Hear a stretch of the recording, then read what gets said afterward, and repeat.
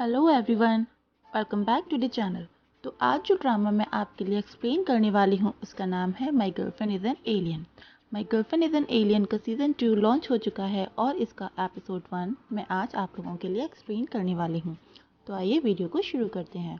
तो एपिसोड 1 की शुरुआत में हमें दिखाया जाता है कि शाओची और फानलांग की शादी हो रही है। शाओची शादी के जोड़े में बहुत ही खूबसूरत लग रही होती है और आते हुए वो अपना इंट्रोडक्शन देती है कि वो एक एलियन है और केप टाउन प्लेनेट से अर्थ पर आई है।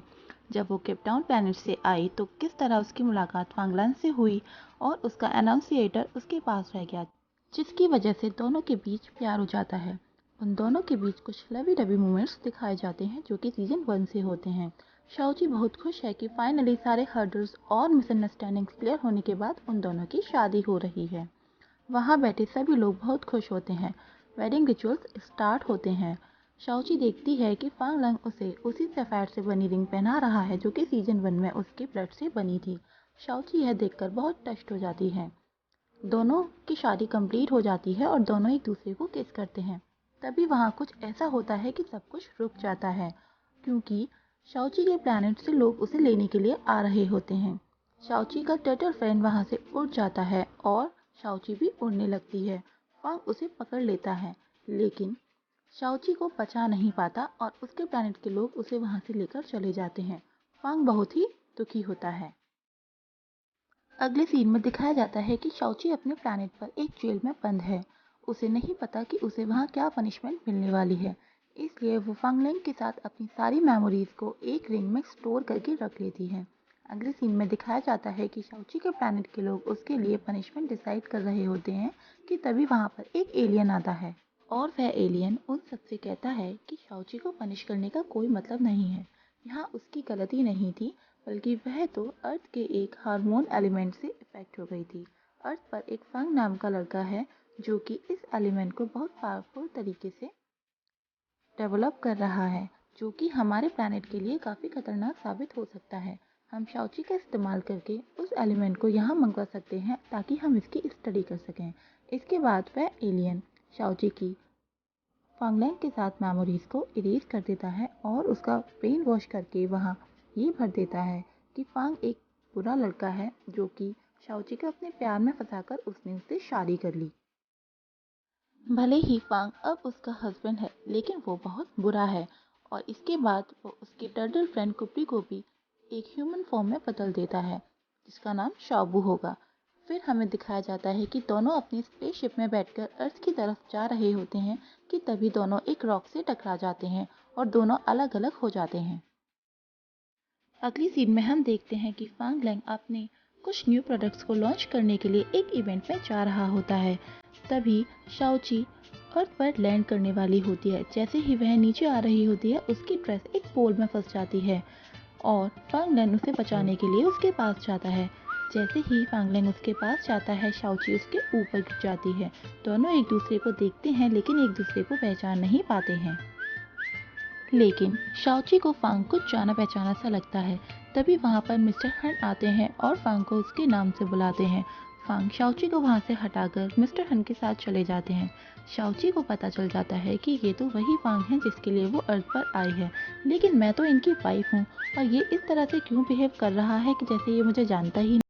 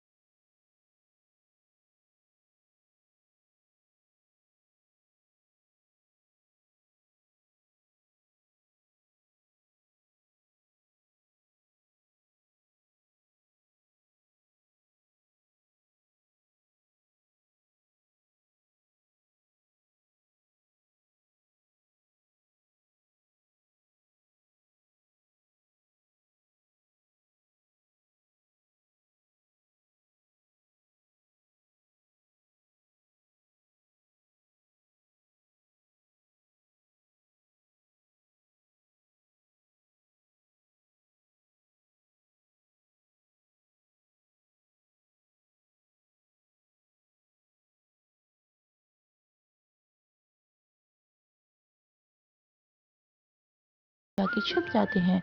वहाँ ली को पता चलता है कि पुलिस वाले असल में शाओबू के पीछे पड़े हुए थे।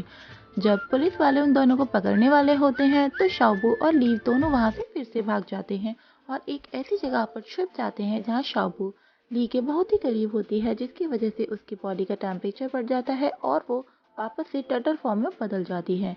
पुलिस वालों के जाने के बाद ली जब मुड़कर देखता है तो उसे वहाँ पर शाओबू नहीं मिलती। उसे लगता है कि वो वहाँ से चली गई है। उसकी जगह पर उसे वहाँ पर एक टर्टल मिलता है। अगले सीन में हमें शाओची को दिखाया जाता है, जो कि फैंग लैंग के घर के बाहर खड़ी होती है। जब वो घर के अंदर जाती है तो वो देखती है कि वहाँ तो उसका कोई भी सामान नहीं है। तो शाओची सोचने लगती है कि हो सकता है जब वो फांग को छोड़कर गई थी तो फांग ने उसकी सारी यादें मिटा दी हो और उसका सारा सामान फेंक दिया हो। इसके बाद वो हार्मोन एलिमेंट को ढूंढने लगती है। जब वो ढूंढ रही होती है तो उसे वहाँ कुछ नहीं मिलता, लेकिन वहाँ तभी फैंग आ जाता है। फैंग वहाँ शावर लेने के लिए जा रहा होता है कि तभी शाओची उसकी खुशबू से अट्रैक्ट हो जाती है और उसे लगता है कि फैंग बहुत ही स्मार्ट है। शाओची उसकी स्मेल से डिस्ट्रैक्ट होने लगती है तो वो सोचती है कि अब वो फैंग के सोने के बाद ही अपना काम शुरू करेगी। फैंग जब सो जाता है तो शाओची वहाँ फिर से आती है। फैंग नींद में ही उसे अपने पास लिटा लेता है, जिसकी वजह से शाओची फिर से डिस्ट्रैक्ट होने लगती है। शाओची भी बहुत थक चुकी होती है, इसलिए वो वहीं पर सो जाती है। सुबह जब फैंग लैंग की आंख खुलती है तो वो शाओची को अपने पास देखता है और उसे वहां से धक्का देके नीचे गिरा देता है। फैंग लैंग शाओची से पूछता है कि तुम कौन हो और यहाँ पर क्या कर रही हो। शाओची उसे बताती है कि वैसे तो मैं नंबर 7 हूँ, लेकिन अर्थ पर लोग मुझे चाय शाओची के नाम से जानते हैं। फैंग लैंग उसे पूछता है कि तुम यहाँ पर क्या कर रही हो। शाओची कहती है कि तुम ऐसे क्यों बिहेव कर रही हो जैसे तुम मुझे जानते ही नहीं हो, और चुपचाप मुझे हार्मोनल एलिमेंट दे दो। तो फैंग लैंग उसे कहता है कि शायद तुम्हारा दिमाग खराब है, मैं अभी सिक्योरिटी को कॉल करता हूँ। तो चाय शाओची उसे कहती है कि तुम्हें किसी को बुलाने की ज़रूरत नहीं है। हस्बैंड वाइफ के बीच में तो ऐसे छोटे मोटे झगड़े होते ही रहते हैं और अभी मैं यहाँ से जा रही हूँ क्योंकि मैं तुमसे झगड़ा नहीं करना चाहती। और इतना कहकर शाओची वहाँ से चली जाती है। तभी फैंग लैंग मिस्टर हान को कॉल करते हैं और उससे शाओची के बारे में इंफॉर्मेशन निकालने के लिए कहते हैं। अगले सीन में दिखाया जाता है कि शाओची को शाओबू अपने रियल फॉर्म में मिल जाती है।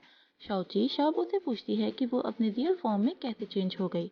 शाओबू उसे सारी बातें बता देती है और शाओची से पूछती है कि क्या उसे हार्मोन एलिमेंट मिल गया है। तो शाओची उसे बताती है कि फैंग लैंग के घर पर तो हार्मोन एलिमेंट नहीं है, हो सकता है उसके ऑफिस में हो। तो शाओबू उसे आज का टाइम एंड डेट दिखाती है। तब शाओची शाओबू से बोलती है कि शायद तुम्हारा दिमाग खराब हो गया है क्योंकि अभी हम 2021 में हैं। तो शाओबू उसे बताती है कि क्रैश होने की वजह से हम लोग 2018 में पहुंच गए हैं। तो शाओची बोलती है अच्छा, अब मुझे समझ में आया, मैं जब फंग से मिली थी तब 2019 चल रहा था और अब 2018 है, इसलिए वो मुझे पहचान नहीं पा रहा है। अगली सीन में हमें दिखाया जाता है कि फंग मिस्टर हन के साथ अपने मेमोरी बैंक चेक कर रहे होते हैं। जैसे कि हम सभी जानते हैं कि सीजन 1 से ही फंग को एक ऐसी बीमारी होती है जिससे बारिश होने के बाद वो अपनी आधी मेमोरी खो देते हैं और इसलिए वो अपनी मेमोरी को मेमोरी बैंक में सेव करके रखते हैं। लेकिन मेमोरी बैंक में भी फंग को शाओची नाम से रिलेटेड कोई भी इंफॉर्मेशन नहीं मिलती है। फंग मिस्टर हान से पूछते हैं तो फिर वो लड़की कौन है और मेरे घर पर क्या कर रही होती है। तो मिस्टर हान फांग से कहते हैं कि हो सकता है वो भी आपकी कोई क्रेजी फैन गर्ल हो और आपसे मिलने के लिए आई हो। तो फांग कहता है लेकिन उसका बिहेवियर तो ऐसा नहीं लग रहा था और अब मैं भी उसके बारे में जानना चाहता हूँ। फांग यहाँ पर हान को अपने घर का सिक्योरिटी सिस्टम अपडेट करने के लिए कह देते हैं। इसके बाद शाओची एक कैफ़े में जाती है जो कि मिस चाय का होता है। वहाँ जाकर वो ठंडा पानी मांगती है। ठंडा पानी मिलने पर वो समय रोककर अपने टर्टल फ्रेंड शिबुआ को उस पानी के अंदर रख देती है। ठंडा होने पर शिबुआ अपने ह्यूमन फॉर्म में बदल जाती है। इसके बाद शाओची शिबुआ को अपने प्लैनेट पर सिग्नल भेजने के लिए कहती है, लेकिन क्रैश लैंडिंग की वजह से शिबुआ के नर्व सिस्टम में खराबी आ चुकी होती है, जिसकी वजह से वो अपने प्लैनेट पर सिग्नल नहीं भेज पाती है। अब उन दोनों के पास यहाँ रहकर अपने मिशन को पूरा करने के अलावा और कोई भी ऑप्शन नहीं होता है। पर शाओची कहती है कि अभी तो 2018 चल रहा है और अभी तक हार्मोन एलिमेंट अभी तक डेवलप भी नहीं हुआ है।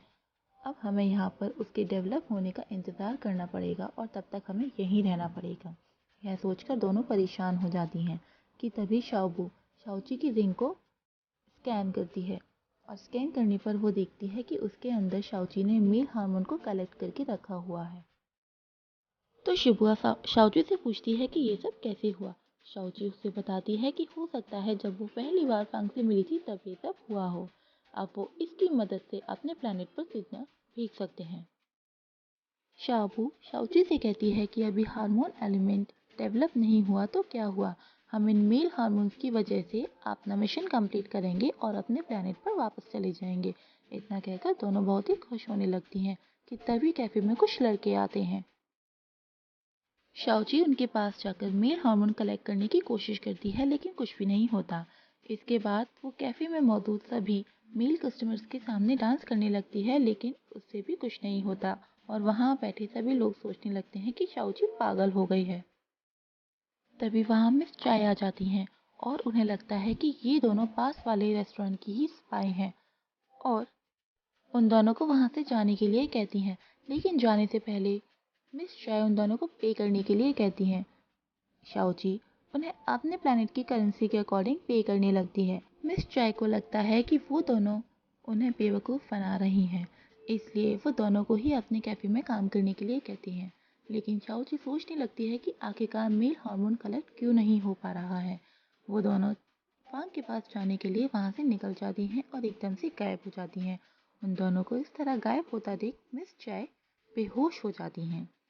जब शाओची फांग के पास पहुंचती है तो उसके सामने डांस करने लगती है जिससे कि मेल हार्मोन कलेक्ट हो सके, लेकिन तब भी कुछ नहीं होता। शाओची की नज़र अचानक फांग की तरफ पड़ती है जो कि वहाँ से जा रहा होता है। तभी वहाँ सामने की तरफ से एक गाड़ी आ रही होती है जिससे फांग का एक्सीडेंट होने वाला होता है। शाओची टाइम को फ्रीज कर देती है और फांग को बचा लेती है। फांग शाओची के ऊपर गिर जाता है। इस समय शाओची देखती है कि उसकी बॉडी से मेल हार्मोन निकलने लगे हैं जो कि उसकी रिंग में कलेक्ट हो जाते हैं। ये देखकर शाओची बहुत खुश हो जाती है और यहीं पर एपिसोड 1 ख़त्म हो जाता है। तो आपको ये एपिसोड कैसा लगा मुझे कमेंट सेक्शन में ज़रूर बताइएगा।